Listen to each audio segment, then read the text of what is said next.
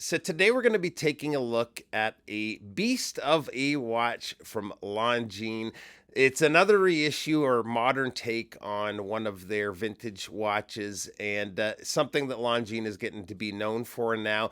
This is a little bit different. I would call this watch unique or maybe even quirky compared to the usual traditionally styled watches Longines comes out with. But the watch is the Majetek, and this has a unique characteristic I've never seen in a watch other than this particular one. So that makes it a little bit more interesting and fun to talk about. Now, I work at an authorized dealer for Longines, and one of the perks is I do get to take home some watches to share with you guys and kind of experience myself, and that's the case with this one.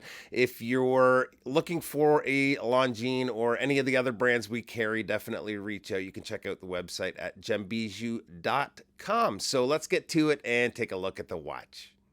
Now, again, this is a reissue or reimagination of the original Majetek pilot watch that was issued to the Czech military pilots and was released originally in 1935.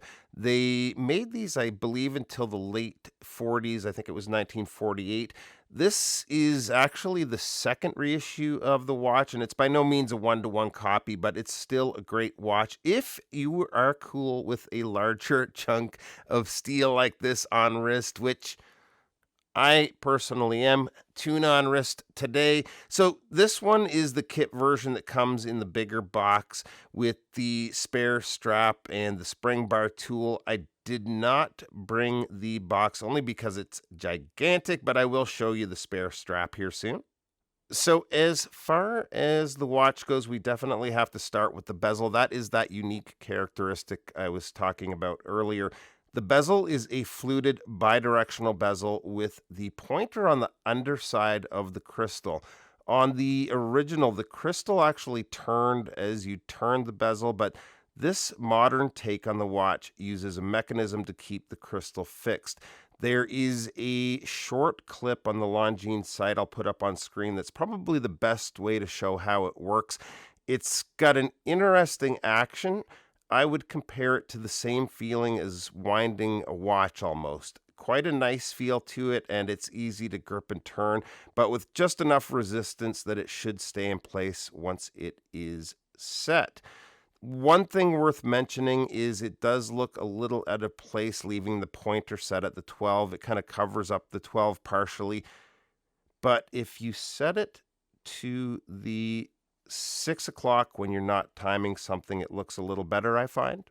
The dial is a matte black dial with very minimal text other than Longines printed up near the 12. Down at the 6 is the running second subdial, which is slightly sunken into the dial, and framing the entire dial is the minute track.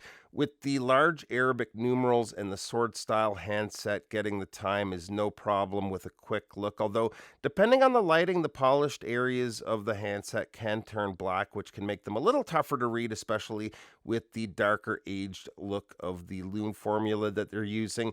As far as lume goes, I didn't expect it to be the brightest, and that is the case here. After just a few seconds, you'll see the hour markers fade quite a bit faster than the hands. It's still readable for quite a long time, but the lume isn't the best. The case is a large cushion-shaped case. Kind of brings to mind the Seiko Samurai with the angular lugs. It's almost completely brushed other than this thin polished beveled area around the edge of the top of the case. On the side is that panel screwed to the case engraved with 1935, the first year of the original's release, and the case back is a large flat case back screwed to the case at the four corners. It has Longines Pilot Majetek engraved, then chronometer officially certified, magnetic resistant, and the water resistance, which is 100 meters. The crown is a signed screw-down crown and sits almost flush with the crown guards. Still no problems with grip, though. You can just barely feel the resistance of the winding action. It is really smooth. Running the watch is the COSC certified caliber L893.6, which is a 27 joule movement beating at 25,200 vibrations per hour and with a power reserve of approximately 72 hours. This kit version of the watch again comes with 2 straps. On the watch is a brown leather. It's a padded leather, so it's going to take some break in. Feels to be a good quality though, with a substantial buckle. This buckle is quite nice. Feels heavy duty, and it also comes with the NATO style strap, and I especially like the hardware on this. I'm going to actually zoom in to show you guys this. I haven't seen a buckle quite like this on any of their watches. This might be something new, but you can see where it is signed Longines there. It is almost bead blasted. It's a matte finish, looks really good. Quality of the strap feels really good too. If you're not getting the kit version, you can buy this on just a single strap too. And there is a 3rd strap option, a green leather that looks great on the watch as well.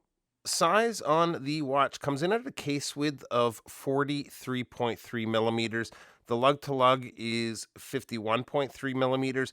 Lug opening is 22 millimeters, which is nice to see as they sometimes go with the odd size openings on some of their watches. Thickness on the watch is 13.5 millimeters. The crystal is a domed sapphire and is treated with an anti-reflective coating.